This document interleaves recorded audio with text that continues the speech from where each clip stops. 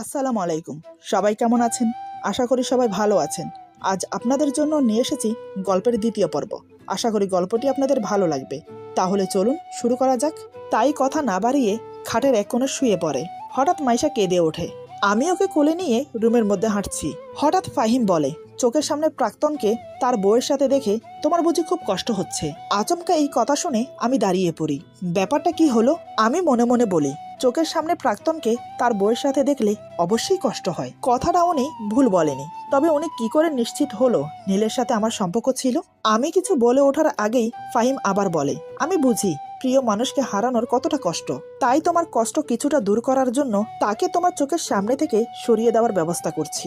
ততক্ষণে মাইশা ঘুমিয়ে গেছে। আমি ওকে শুইয়ে দিয়ে উনাকে বললাম, আপনি কি করে জানলেন নীলের সাথে আমার সম্পর্কের কথা, আর কি ব্যবস্থা করেছেন আপনি? ফাহিম বলে, স্বামীর কাছে অতি সহজে প্রাক্তন ছিল, সেটা মেয়েরা স্বীকার করে না। কিন্তু তুমি কেন করলে? আমি বললাম, আমি তো বলিনি যে নীল আমার প্রাক্তন ছিল। আর ওই যে আপনি বললেন আপনি আমার স্বামী, তাই স্বীকার করতেই পারি। ফাহিম বলে, ও আচ্ছা, তবে শোনো, শেষবারের মতো আমি আর ঈশা 3 মাস আগে রেস্টুরেন্টে গিয়েছিলাম। সেখানে তুমি নীলের সাথে ছিলে, তখন দেখেছি। আমি অবাক হয়ে বললাম, এক দেখাতে আমাকে মনে রেখেছেন? ফাহিম বলে, মনে রাখার মতো ঘটনা ঘটেছিল সেদিন, তাই মনে রেখেছি। আমি আরো অবাক হয়ে বললাম, কি ঘটেছিল মানে? বুঝলাম না, বুঝিয়ে বলেন। ফাহিম বলে, নীল তোমার মুখের উপর ফুলের তোড়াটা ছুঁড়ে না মারলে হয়তো সেদিনের তোমার অসহায় মুখটা মনে থাকতো না। ওনার কথা শুনে কষ্টে বুকটা ফেটে যাচ্ছে, তাই দেয়ালের দিকে কাত হয়ে শুয়ে পড়লাম, যাতে আমার কষ্টের সাক্ষী কেউ না থাকে। ওনার কথা শুনে অতীত মনের ভেতর চাগার দিয়ে উঠল। নীলের সাথে সম্পর্ক ছিল 1 বছরের, যদিও 1 বছর হওয়ার আগে থেকেই নীল আমাকে এড়িয়ে চলছে। 3 মাস আগে আমাদের সম্পর্কের 1 বছর হয়েছিল। সেদিন রেস্টুরেন্টে নীল আর আমি বসে আছি। নীল আসার পর থেকেই ফোন নিয়ে ব্যস্ত। আমি কোনো কথা বললে হ্যাঁ বলে যাচ্ছে। তারপর জোর করে ওর হাত থেকে ফোনটা টেনে নিতেই নীল রেগে যায়। নীল বলে, কোন অধিকারে আমার ফোন নিয়েছো? জানো না কারো পার্সোনাল জিনিসে হাত দিতে নেই? আমি বললাম, ফোনে কি এমন কাজ করছো যে আমি দেখতে পারবো না? নীল বলে, সব কথা তোমার জানার দরকার নেই। আর হ্যাঁ, তোমার সাথে সম্পর্ক সামনের দিকে এগোনো যাবে না। আমি তো ওর কথা শুনে অবাক হয়ে গেলাম, ভেবেছিলাম ও মজা করছে। তারপর আমি সিরিয়াসলি বললাম, কেন, তুমি কি আমাকে ভালোবাসো না? নীল তার উত্তর না দিয়ে বলে, আমি বিদেশে চলে যাচ্ছি। এমন সময় নীলের ফোনে কল আসায় সে রেস্টুরেন্ট থেকে বের হয়ে যাবে। তখনই ওর হাত ধরে ফুলের তোড়া দিয়েছিলাম, কিন্তু ও কি করলো, অনেক লোকের সামনে আমাকে অপমান করে চলে গেল। আজকে কথাগুলো মনে পড়তেই আবার কষ্ট হচ্ছে। কিছুক্ষণ কেঁদে নিজের কষ্ট হালকা করলাম। একসময় ঘুমিয়ে পড়লাম। সকালে ঘুম থেকে উঠে ফ্রেশ হয়ে শাশুড়ি মায়ের সাথে সকালে নাস্তা বানাতে তাকে সাহায্য করছি। তখনই বাচ্চার কান্নার শব্দ শুনে রুমে আসতে ফাহিম বলে, রুমে আসতে এতক্ষণ সময় লাগে? কানে শুনতে পাও না নাকি যে ও কান্না করছে? আমি বললাম, আমি তো কাজ করছিলাম। ফাহিম বলে, কি যে কাজ করো জানা আছে আমার। বাচ্চা সামালতে পারে না, তার আবার বড় বড় কথা। ওনার কথার উত্তর না দিয়ে মাহিরাকে কোলে নিলাম। সাথে সাথে ওর কান্না বন্ধ হয়ে গেল। আমি মাহিরাকে নিয়ে রুম থেকে বেরোতে যাব, তখনই উনি বলে, এই মেয়ে, এই তুমি নিজেকে কি খুব চালাক মনে করো? হ্যাঁ, মাহিরাকে নিয়ে চলে গেলে একটু পর মাইশা কাঁদবে, তাতে আমার ঘুম হবে না, তাই মাইশাকে রেখে যাচ্ছ। আমি বললাম, না মানে, ও তো ঘুমোচ্ছে। ফাহিম বলে, ও ঘুমোচ্ছে বলে কি ওকে দেখতে হবে না? যদি আমার মেয়েদের দায়িত্ব নিতে না পারো, তাহলে বাড়ি থেকে বিদায় হও। কোনো সৎ মা আজ পর্যন্ত ভালো হয়নি, আর এ যুগে উনি আসছে, যত সব। আমি ওনার কথা শুনে বাচ্চা দুটোকে কোলে নিয়ে রুম থেকে বেরিয়ে গেলাম। সকাল সকাল ওনার খারাপ ব্যবহার, আবার এদিকে নীলের মুখ দেখা, মনে হচ্ছে আমার কলিজায় কেউ যেন ছুরি ধরে আছে। নিজের চোখের জল আর ধরে রাখতে পারলাম না। এদিকে মীরা ঘুম থেকে উঠে আমার কাছে এসে আমার চোখে পানি দেখে বলে, আপু, তুই কান্না করছিস কেন? আমি বললাম, আরে না, চোখে মনে হয় কি যেন পড়েছে। মীরা বলে, মিথ্যে বলছিস তুই, ফাহিম ভাইয়া নিশ্চয়ই তোকে কিছু বলেছে, তাই তো? আমি চুপ করে রইলাম, কিছু বললাম না। মীরা বলে, কেন শুধু শুধু এই বিয়েটা করলি? আমি বাচ্চাদের দেখিয়ে বললাম, এই যে দেখছিস 2টি ফুল, তুই তো জানিস ছোট বাচ্চা দেখলেই আমার কোলে নিতে ইচ্ছে করে, আর আমি তাকেও দেখিয়ে দিতে চাই যে আমিও ভালো আছি। মীরা বলে, সে কে ছিল? আমি বললাম, বাদ দে, তুই একটু ওদের কাছে বস, আমি একটু কাজ শেষ করে আসছি। মীরা বলে, আচ্ছা। এমন সময় কলিং বেলের শব্দ শুনে শাশুড়িমা দরজা খুলে দেয়। আমি সেদিকে ধ্যান না দিয়ে নিজের কাজে মন দেই। একসময় আমি কাজ শেষ করে ড্রয়িং রুমের দিকে আসতেই দেখি আমার বাবা মা, মীরার বাবা মা এবং নীলের মা বাবাও এসেছে। সবকিছুই ঠিক আছে, কিন্তু আমার মা বাবাকে দেখে তো আমার ভয় করছে, কারণ তারা নীলকে চেনে। তারা নীলকে দেখলে তো মীরা সব জেনে যাবে। এখন কি করব ভেবে পাচ্ছি না। সবার সাথে দেখা হওয়ার আগে আমার নীলের কাছে যাওয়া উচিত। ও যাতে আমার মা বাবার সামনে না যায়। এমন সময় ফাহিমের সাথে নীল ড্রয়িং রুমে প্রবেশ করতেই আমার বাবা বলে, তুমি আমার মেয়েকে ঠকিয়ে মীরাকে বিয়ে করেছো? তোমার লজ্জা হওয়া উচিত। যে মেয়েকে ঠকিয়েছো আবার তার বোনকে বিয়ে করেছো।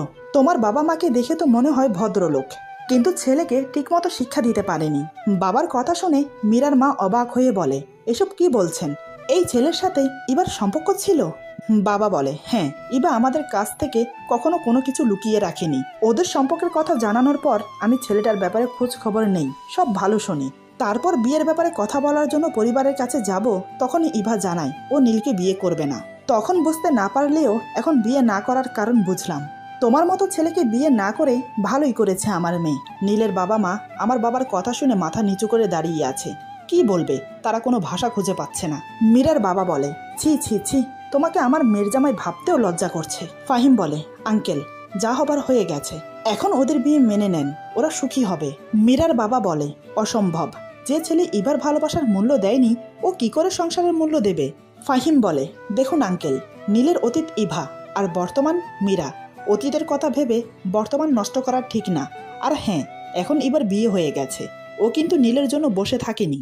তাহলে নীল বিয়ে করলে ক্ষতি কি? মীরা সবকিছু মেনে নিয়ে সংসার করলে আপনাদের সমস্যা থাকার কথা না। আমি এতক্ষণ দাঁড়িয়ে মীরাকে লক্ষ্য করছিলাম। নীলের সাথে আমার সম্পর্কের কথা মীরা জানার পরেও কিছু বলছে না কেন? খুব স্বাভাবিক হয়ে আছে কেন?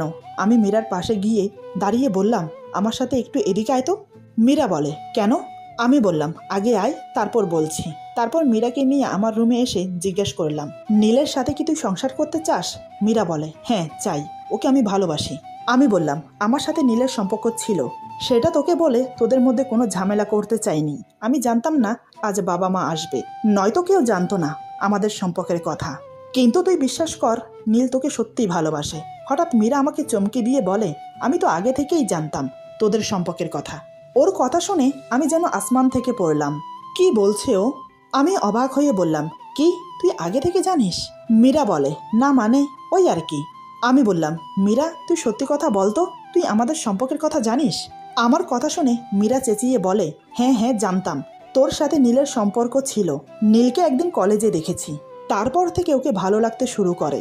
তখন থেকে মনে মনে ঠিক করি, যেভাবে হোক নীলকে আমার করে ছাড়বো। কিন্তু ও কিছুতেই আমার সাথে সম্পর্কে রাজি হচ্ছে না। তাই আমি সুইসাইড করতে যাই, তখন নীল বাধ্য হয়ে রাজি হয়। কিন্তু সম্পর্কের কিছুদিনের মধ্যে বাবা আমার বিয়ে ঠিক করে। ওর পুরো কথা শোনার আগেই আমি ওর গায়ে ঠাস করে থাপ্পড় দিলাম, সাথে এটাও বললাম, তুই কোনোদিন আমার সামনে আসবি না। এবার বুঝতে পারলাম নীলের ভুল থাকলেও পুরো দোষ মীরা করেছে। শুধু শুধু নীলকে সবাই খারাপ ভাবছে, এটা হতে দেওয়া যাবে না। তাই মীরাকে নিয়ে ড্রয়িং রুমে সবার সামনে গিয়ে বললাম, নীলের কোনো দোষ নেই, একটা ভুল বোঝাবুঝির জন্য এসব হয়েছে। তোমরা কেউ নীলের সাথে খারাপ ব্যবহার করো না। মা বলে, কি এমন ভুল বোঝাবুঝি হয়েছিল যে তোর সাথে সম্পর্ক ভেঙে দিয়েছে? আমি বললাম, মা থাক না এসব, নীলের সাথে সম্পর্ক ওটা পুরনো কথা। এখন আমার সংসার হয়েছে, 2টি বাচ্চা আছে, সব মিলিয়ে আমি খুব সুখে আছি। নীলের মা বাবার উদ্দেশ্যে বললাম, আঙ্কেল আন্টি, আপনারা ওদের বিয়ে মেনে নেন, মীরা আপনাদের বাড়ির খুব ভালো বউ হবে। নীলের বাবা বলে, আমি আমার ছেলের হয়ে সবার কাছে ক্ষমা চাচ্ছি, ও যে দোষ করেছে।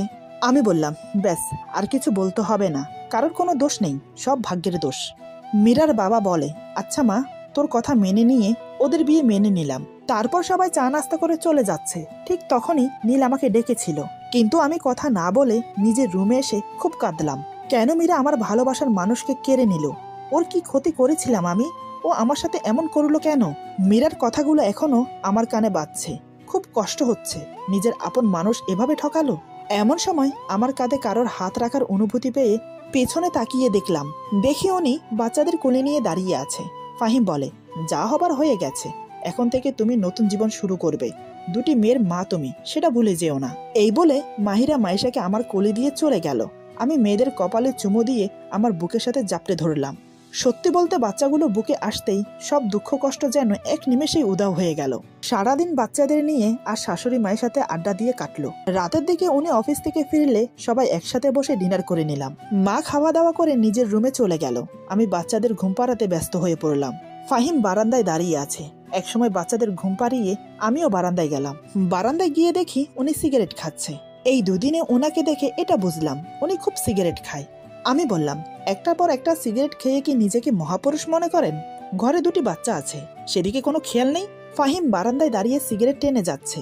হঠাৎ আমার কথা শুনে পেছনে ঘুরে তাকাতেই ওর হাত থেকে সিগারেট নিয়ে ফেলে দিলাম। এটা দেখে ফাহিম খুব রেগে যায়। ফাহিম বলে, তুমি এটা কি করলে? এখন এত রাতে সিগারেট কোথায় পাবো? আর মাত্র একটা সিগারেট আছে। আমি বললাম, যা করেছি বেশ করেছি, এখন রুমে গিয়ে ঘুমান। ফাহিম বলে, মুডটাই খারাপ করে দিল। আমি বললাম, আপনার মুড ভালো থাকে নাকি? সবসময় তো দেখি গোমরা মুখ নিয়ে ঘুরে বেড়ান। ফাহিম বলে, যতক্ষণ সিগারেটের ধোঁয়া উড়িয়ে ঈশাকে ভুলে থাকি ততক্ষণ আমার ভালো লাগে। আমি বললাম, আচ্ছা সত্যি কি ভুলে থাকা যায়? সারাদিন ভুলে থাকলেও দিন শেষে কিন্তু তাকে মনে পড়বেই, কিন্তু কেন এমন হয়? ফাহিম বলে, সব নিয়তির খেলা। আমি বললাম, বড় নিষ্ঠুর এই নিয়তি, আপন জনকেও চিনিয়ে দেয়। ফাহিম বলে, শোনো। আমি বললাম, বলেন। ফাহিম বলে, চিঠিটা পড়ো। আমি বললাম, মুখে বললেই তো পারেন, আবার চিঠি লেখার কি দরকার ছিল? ফাহিম বলে, বেশি কথা বলো না, এই বলে আমার হাতে চিঠিটা ধরিয়ে দেয়। আমি একটু অবাকই হলাম। তারপর বারান্দার লাইট অন করে চেয়ারে বসে চিঠিটা পড়া শুরু করলাম। ইভা, আমি জানি না কি করে বললে তুমি আমাকে ক্ষমা করবে, তবুও প্রথমে বলছি, আমাকে ক্ষমা করে দাও। আমি চেয়েছিলাম তোমাকে মীরার ব্যাপারে বলতে, কিন্তু অনেক দেরি হয়ে যায়। তোমাকে ভালোবাসি না, ভালো লাগা ছিল, সেটা মীরা আমাকে বারবার বুঝিয়েছে। তবে আমি তোমাকে ভালোবাসি, সেটা মীরাকে বিয়ে করার পর বুঝেছি, এবং মীরা তোমার খালাতো বোন সেটা বিয়ের পর জেনেছি। মীরা তোমার মতো করে আমাকে বুঝতে পারে না, তোমার মতো ও কোনোদিন ভালোবাসতে পারবে না। তুমি বিশ্বাস করো, আমি মীরাকে ইচ্ছে করে বিয়ে করিনি। সারা দিন রাত আমাকে কল করে আমাকে পাগল করে দিয়েছে। তোমাকে দেখে আমার খুব কষ্ট হয়, অনেক বেশি। 2 দিন তোমার বাসায় ছিলাম, আমার যে কতটা কষ্ট হয়েছে তা তোমাকে বলে বোঝাতে পারবো না। তোমাকে আর কিছু বলার ভাষা নেই আমার, শুধু বলবো তুমি আমার মতো বেমানের জন্য কষ্ট পেও না, নিজের সংসার নিয়ে ভালো থাকো। ইতি। চিঠিটা পড়তে পড়তে আমার চোখ থেকে টপ টপ করে পানি পড়ছে, চিৎকার করে কাঁদতে ইচ্ছে করছে। কেন আমার সাথে এমন হলো? কখনো কারোর ক্ষতি করিনি আমি, তাহলে আমার মনকে ক্ষত বিক্ষত করলো কেন? এমন সময় ফাহিম আরেকটা সিগারেট খাচ্ছে, হঠাৎ সেটা ছিনিয়ে নিয়ে মুখে দিলাম। সিগারেটে একটা টান দিতে না দিতেই কাশতে কাশতে আমার দম বন্ধ হয়ে আসলো। এটা দেখে ফাহিম আমার হাত থেকে সিগারেট কেড়ে নিয়ে বলে, ইভা, তুমি কি পাগল হলে? জানো না সিগারেট কতটা ক্ষতিকর? আমি কান্না করতে করতে বললাম, আপনিও তো খান, আপনার কিছু হয় না? ফাহিম বলে, আমি আর তুমি এক না। আমি বললাম, কিন্তু কষ্টগুলো তো কিছুটা এক। ফাহিম কি বুঝে আমার হাত ধরে রুমে এনে বাচ্চাদের দেখিয়ে বলে, আমাদের সব কষ্ট ভুলিয়ে দেবে, এই যে দেখছো এই 2টি ফুল। বাচ্চা দুটোর মুখের দিকে তাকাতেই আমি শান্ত হয়ে গেলাম। আমি বললাম, আরে আমি তো ভুলেই গিয়েছিলাম, আমি যে মা, সন্তানদের জন্য মায়েদের সব কষ্ট ভুলে থাকতে হয়। আমি আর কারোর জন্য কষ্ট পাবো না। চোখের পানি মুছে রান্নাঘরে চলে গেলাম। তারপর দুধ হালকা গরম করে ফিটারে ভরে রুমে আসতেই ফাহিম আমাকে দেখে হাসছে। এই 2 দিন এই বাড়িতে এসেছি, আজ এই প্রথম ওনার মুখে হাসি দেখলাম। হাসলে কি সুন্দর লাগে ওনাকে। আমি বললাম, আপনি হাসছেন কেন? ফাহিম বলে, ঘড়ি দেখেছো? রাত 2টো বাজে। এখন তুমি ওদের জন্য দুধ গরম করে এনেছো, কিন্তু ওরা তো ঘুমোচ্ছে। আমি বললাম, ওদের খিদে লেগেছে, মায়েরা জানে কখন সন্তানের খিদে পায়, বুঝেছেন? এতে হাসি পাওয়ার কিছু হয়নি। ফাহিম বলে, তাই বুঝি, দেখি তো ওদের খিদে লেগেছে নাকি। আমি কোনো কথা না বলে ওদের মুখে ফিটার ধরতেই ওরা দিব্যি দুধ খাচ্ছে। ফাহিম ভ্রু কুঁচকে তাকিয়ে আছে। আমি বললাম, দেখলেন তো, মায়েরা বুঝতে পারে কখন সন্তানের খিদে পায়। ফাহিম বলে, সাথে এটাও বুঝলাম যে তুমি অনেক ভালো। আমি বললাম, আপনি ঘুমান, সকালে অফিসে যেতে হবে। ফাহিম বলে, এই বলে সে ঘুমিয়ে পড়ে। বাচ্চাদের খাইয়ে দিয়ে আমিও ঘুমিয়ে পড়লাম। রাতে প্রচণ্ড গরম লেগেছে। সকালে ঘুম থেকে উঠে দেখি পুরো শরীর ঘামে চুপচুপ করছে আর খুব অস্বস্তি লাগছে। তাই সকাল সকাল গোসল করেছি। ড্রেসিং টেবিলের সামনে দাঁড়িয়ে শাড়ির কুচি ঠিক করছিলাম। তখনই ফাহিম ফ্রেশ হয়ে রুমে এসে আমাকে দেখে। আমাকে দেখা মাত্রই হঠাৎ আমার গালে ঠাস করে থাপ্পড় লাগিয়ে দেয়। আমি কিছু বুঝে ওঠার আগেই শাড়ির আঁচল ঘাট থেকে ফেলে দিয়ে আমাকে ধাক্কা মারলো। তখনও পুরোপুরি শাড়ি পরা হয়নি আমার, তাই ধাক্কা খাওয়ার সাথে সাথে শাড়িতে পা পেঁচিয়ে পড়ে গিয়ে কপালটা ঠুকে গেল খাটের পায়ার সাথে। ব্যথায় মুখ থেকে স্পষ্ট সুরে বেরিয়ে এলো, উফ। এদিকে কপালটা সাথে সাথে ফুলে গেল আর গালে 5 আঙ্গুলের দাগ বসে গেল। আমি কোনো রকম শাড়িটা শরীরের সাথে জড়িয়ে উঠে দাঁড়ালাম। ফাহিম বলে, আমার উপর স্বামীর অধিকার দেখাবে না এবং আমার রুমের কোনো কিছুতে আমার অনুমতি ছাড়া হাত দেবে না। সেটা নিশ্চয় বিয়ের প্রথম দিন বলে দিয়েছিলাম তোমাকে, তাহলে কোন সাহসে এই শাড়ি পরেছ? আমি ছলছল নয়নে ওনার দিকে তাকিয়ে বললাম, না মানে? ফাহিম বলে, না মানে কি? হ্যাঁ, তোমাকে বিয়ে করেছি শুধুমাত্র আমার মেয়েদের মায়ের স্নেহ ভালোবাসা দিয়ে বড় করতে, দামি শাড়ি পরে সেজেগুজে বসে থাকার জন্য না। আমি বললাম, আমার কথাটা শুনুন। ফাহিম বলে, তোমার কি কথা শুনবো? ঈশার সাথে আমার 5 বছরের সম্পর্ক ছিল, সেখানে তুমি এসে ওকে ভুলিয়ে দিতে পারবে না। আর কোনোদিন যেন না দেখি ঈশার শাড়ি বা গহনা পরতে। আমি বললাম, আমি জানতাম না এটা ঈশা আপুর শাড়ি। ফাহিম বলে, জানো না মানে কি? মিথ্যা বলার জায়গা পাও না? আলমারিতে আমার আর ঈশার জামা কাপড় ছাড়া আর কারো জামা কাপড় নেই। তাহলে? আমি বললাম, সত্যি বলছি, বিয়ের সময় যে কয়টা শাড়ি দিয়েছেন সেগুলো ওয়ার্ড্রবের ভেতরে রেখেছি, সেখান থেকে এই শাড়িটা নিয়েছি। আলমারি থেকে কোনো শাড়ি বের করে নিয়ে আমি ভেবেছিলাম এটাও হয়তো আপনি দিয়েছেন। বিয়ের পর বাবার বাড়িতে যাওয়া হয়নি, তাই আমার কোনো জিনিস নিয়ে আসতে পারিনি, নয়তো এই শাড়ি পরতে হতো না। ফাহিম বলে, মায়ের থেকে শাড়ি নিতে পারোনি? আমি বললাম, মা ঘুমাচ্ছিল আর বৃষ্টিতে আমার শাড়ি শুকায়নি। ফাহিম যত সব বলে অফিসে চলে যায়। উনি চলে যাওয়ার পর আমি ডুকরে কেঁদে উঠি। সত্যি বলতে ঈশা আপুর শাড়ি পরে নিজেকে অপরাধী মনে হচ্ছে। আমার জন্য উনি আজকে আবার কষ্ট পেল। হয়তো বিশ্বাস করেনি যে আমি জেনে বুঝে শাড়ি পরিনি। ভাগ্য এতটাই খারাপ যে মনে হচ্ছে কারোর ভালোবাসা পাবো না। নিজের কষ্ট নিজের মধ্যে রেখে মাকে কল দিলাম। কল রিসিভ হতেই আমি বললাম, হ্যালো মা। মা বলে, কি রে, কি হয়েছে তোর? আমি বললাম, কই কিছু না তো, তুমি কাউকে দিয়ে আজকেই এখনই আমার সব জিনিস পাঠিয়ে দাও। মা বলে, আচ্ছা দেব, কিন্তু তোর কি হয়েছে? কণ্ঠটা কেমন যেন লাগছে। আমি বললাম, মা কিছু হয়নি, বাসার সবাই ভালো আছে? মা বলে, হ্যাঁ আছে। আমি বললাম, এখন রাখছি, পরে কথা হবে। এই বলে ফোন কেটে দিলাম। মায়ের সামনে বেশি কথা বললে নিজের কষ্ট চেপে রাখতে পারতাম না, কিন্তু মা ঠিক বুঝে গেছে আমার কষ্ট হচ্ছে। এদিকে আমার চোখের পানি দেখে মাহিরা কেঁদে ওঠে। ওর কান্না দেখে আমি চোখ মুছে ওকে কোলে নিয়ে বললাম, আমার শোনা মা, কাঁদে না, দেখো তোমার মা হাসছে, তুমি আমার ভালো মেয়ে তো, হাসো। মাহিরার সাথে কথা বলতে বলতে মাইশাও ঘুম থেকে উঠে গেছে। বাচ্চাদের শাশুড়ি মায়ের কাছে দিয়ে দুধ গরম করে ওদের খাইয়ে দিতে দিতে মা আমার সব জিনিস পাঠিয়ে দিয়েছে। ঈশা আপুর শাড়ি চেঞ্জ করে নিজের একটা 3 পিস পরে নিলাম। উনি সকালে না খেয়ে অফিসে চলে গেছেন। হয়তো সারাদিন রাগ করে কিছু খাইনি, আমার ভুলের জন্য উনি শাস্তি পাচ্ছেন, তাই আমিও না খেয়ে আছি। সারাদিন রুমে ভালো লাগছে না, তাই সন্ধ্যায় বাচ্চাদের নিয়ে মায়ের রুমে তার সাথে বসে গল্প করছি। এমন সময় ফাহিম বাড়িতে ফিরে কাউকে দেখতে না পেয়ে ডাকতে শুরু করে, মা, ও মা, কোথায় তুমি? মা বলে, সন্ধ্যাবেলায় কি এই বাড়িতে ডাকাত পড়েছে যে তুই চিল্লাপাল্লা শুরু করেছিস? ফাহিম বলে, বাসা পুরো ফাঁকা ফাঁকা লাগছে কেন? আর সবাই কোথায়? মা বলে, আমার রুমে আছে, চলে আয়। মায়ের রুমে আমাকে দেখে বিছানার উপর অনেকগুলো শপিং ব্যাগ রেখে বলে, ব্যাগে কয়েকটা ড্রেস আছে, সেগুলো দেখে নাও, পছন্দ হয় কিনা, নয়তো চেঞ্জ করে আনবো। আমি মাকে উদ্দেশ্য করে বললাম, মা, আপনার ছেলেকে বলে দেন আমার ড্রেস লাগবে না। মা বলে, তোরা তোদের রুমে গিয়ে যত ইচ্ছে ঝগড়া কর, আমার রুম থেকে এখন যা। আমি বললাম, মা, আমি আপনার কাছে ঘুমাবো। আমার কথাটা শুনে ফাহিম বাচ্চাদের কোলে নিয়ে নিজের রুমে চলে গেল। অমনি আমার মেয়েরা কান্না শুরু করে দিল। শাশুড়ি মা মুচকি হেসে শপিং ব্যাগগুলো আমার হাতে ধরিয়ে দিয়ে রুমে পাঠিয়ে দিল। সকালে আমাকে রাগ দেখিয়ে অনেকগুলো কথা শোনালো, থাপ্পড় মেরে ধাক্কা পর্যন্ত মেরে ফেলে দিল। তাই আমিও এখন একটু রাগ দেখাবো। এইসব ভেবে রুমে গিয়ে শপিং ব্যাগগুলো বিছানার উপর ছুঁড়ে মেরে ওনাকে বললাম, দামি শাড়ি পরে সেজেগুজে বসে থাকার কোনো ইচ্ছে নেই আমার। আমার অনুমতি ছাড়া আমার জন্য কোনো জিনিস কখনো আনবেন না। আমার রাগ দেখে ফাহিম বলে, আমার সাথে রেগে কথা বলবে না একদম। আমি বললাম, আপনার সাথে কথাই বলবো না, তাহলে হবে তো? ফাহিম বলে, বেশি বোঝো তুমি, তাই না? আমি বললাম, কথা বললেও দোষ, আবার কথা না বললেও দোষ? ফাহিম বলে, হ্যাঁ, কোনো কথা না, খাবার বারো, যাও। আমি কথার উত্তর না দিয়ে রুম থেকে বেরিয়ে গেলাম। টেবিলে খাবার বেড়ে রেখে আবার রুমে চলে আসি। আমি আসতেই ফাহিম বেরিয়ে গেল। একটু পরে দেখি ফাহিম একটা প্লেটে খাবার নিয়ে রুমে চলে আসে। ফাহিম বলে, খেয়ে নাও। আমি বললাম, খাবো না। ফাহিম বলে, আমাকে দিয়ে বেশি কথা বলিও না। আমি বললাম, আপনাকে তো বলিনি আমার সাথে কথা বলতে। ফাহিম বলে, বুঝেছি, কথা বললে কথা শুনবে না। এই বলে উনি এক হাত দিয়ে আমার গাল চেপে ধরে আরেক হাত দিয়ে আমার মুখে খাবার দিয়ে বলে, চুপচাপ খেয়ে নাও, কথা বললে সারা রাত বারান্দায় দাঁড় করিয়ে রাখবো। এই কথা শুনে আমি কথা না বলে খেয়ে নিলাম। খাওয়া শেষ হলে আমি শুয়ে পড়ি। ফাহিম বলে, সকালের খারাপ ব্যবহারের জন্য সরি। আমি বললাম, ঠিক আছে, কিন্তু আপনার দেওয়া কোনো জিনিস আমি নেব না। ফাহিম অবাক হয়ে বলে, কেন কেন? আমি সরি বললাম তো।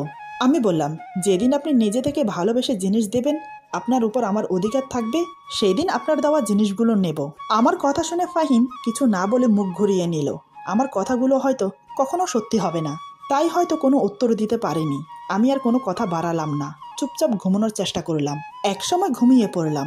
সকালে ঘুম থেকে উঠে ফ্রেশ হয়ে নিলাম, কিন্তু ওনাকে ডাকলাম না, কারণ আজ ওনার অফিসের ছুটি, তাই পড়ে পড়ে ঘুমোচ্ছে। আমি রান্নাঘরে গিয়ে সকালের নাস্তা বানিয়ে ফেললাম। নাস্তা টেবিলে সাজিয়ে মা আর ওকে ডাকলাম। তারপর সবাই মিলে একসাথে নাস্তা করলাম। দুপুর 12টার দিকে আমি বাচ্চাদের গোসল করিয়ে ছোট বাথটবের পানি ওয়াশরুমে ফেলতে যাব। হঠাৎ উনি কোত্থেকে আমার সামনে এসে পড়ে। আমি দেখতে না পেয়ে ওনার সাথে ধাক্কা খাই।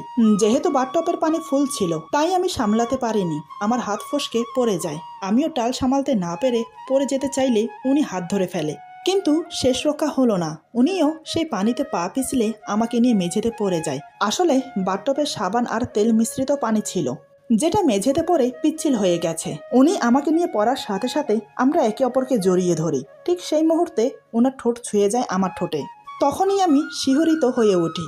আমার নিঃশ্বাস বড় বড় শ্বাসে পরিণত হয়েছে। পুরো শরীরে যেন আগুনের লাভা ছুটে বেড়াচ্ছে। উনি উঠতে গিয়ে আবার আমার উপর পড়ে যায়। ঠিক প্রথমবারের মতো ওনার ঠোঁট আবার আমার ঠোঁটে ছুঁয়ে যায়। আমি নিচে, উনি আমার উপরে, কিন্তু এমন কিছু হবে উনিও ভাবতে পারেননি। আমি নিজের মধ্যে না থাকলেও উনি ঠিক স্বাভাবিক ছিল। এবার উনি সাবধানে উঠে দাঁড়ালো, তারপর আমার দিকে হাত বাড়িয়ে দেয়। আমি না চাইতেও বাধ্য হলাম ওনার হাত ধরে উঠতে। লজ্জায় চোখে চোখ মেলাতে পারছিলাম না, কিন্তু ভয়ও করছিল যদি উনি ভুল বুঝে আমাকে বকা দেয় তাই। কিন্তু না, উনি আমার দিকে এক নজর তাকিয়ে চলে গেল ফ্রেশ হতে। আমি ভেবেছিলাম উনি আমাকে বকা দেবে। আসলে এখানে ওনার বা আমার কারোর দোষ ছিল না। যা হয়েছে এটা একটা অ্যাক্সিডেন্ট ছিল, তাই হয়তো উনি আমাকে কিছু বলেননি। উনি ফ্রেশ হয়ে বেরিয়ে রেডি হয়ে নামাজ পড়ার জন্য মসজিদে চলে গেল। আমিও ঘরে পড়ে যাওয়া পানি পরিষ্কার করে গোসল করে ফ্রেশ হয়ে নিলাম। দুপুরে একসাথে সবাই খেতে বসলাম, কিন্তু আমি ওনার চোখে চোখ মিলাতে পারছিলাম না। তখনকার ঘটে যাওয়া ঘটনাটা বারবার মনে পড়ছে। উনি চুপচাপ খেয়ে দিয়ে রুমে চলে গেল। আমি বাচ্চাদের নিয়ে মায়ের কাছে চলে গেলাম। সারাদিন ওখানেই কাটিয়ে দিলাম। সন্ধ্যার দিকে কফি নিয়ে রুমে গিয়ে দেখি উনি খাটে হেলান দিয়ে বসে মোবাইল দেখছে। এই সময় উনি কফি খায়, এটা আমি জানতাম। আমি ওনার সামনে দাঁড়িয়ে কফিটা বাড়িয়ে দিতেই উনি কিছু না বলে নিয়ে নিল। কফিটা দিয়ে চলে আসবো, তখনই উনি বলে, এখানে বসো, কথা আছে। ওনার কথা শুনে বুকের ভেতরটা ধুক করে উঠল।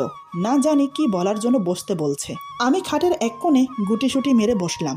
উনি আমার মুখের দিকে অপলকহীনভাবে তাকিয়ে আছে, চেহারায় স্বাভাবিক ভাব, কিন্তু উনি এভাবে তাকিয়ে থাকাতে আমার খুব অস্বস্তি হচ্ছে। আচমকাই চেহারায় পরিবর্তন হয়ে গেল। চোখ মুখ লাল করে হঠাৎ আমাকে ধমক দিয়ে যা বলল তার জন্য আমি একটু প্রস্তুত ছিলাম না। ভাবতে পারিনি উনি এমন কিছু বলবে আমাকে। মানুষ যে কিভাবে এত খারাপভাবে মানুষকে আঘাত করে তা ওনাকে দেখেই বুঝতে পারলাম। আচ্ছা, উনি আমাকে কি মনে করে? আমি খুব খারাপ মেয়ে? তা না হলে উনি বারবার আমাকে এভাবে অপমান করে কেন? এরপর যা হলো, আজকের গল্প এখানে সমাপ্ত। গল্পের বাকি অংশ পেয়ে যাবেন আগামী পর্বে। আশা করি গল্পটি আপনাদের ভালো লাগবে। যদি ভালো লাগে তাহলে লাইক, কমেন্ট এবং সাবস্ক্রাইব করে আমাদের পাশে থাকুন। সবাই ভালো থাকুন, সুস্থ থাকুন। আল্লাহ হাফেজ।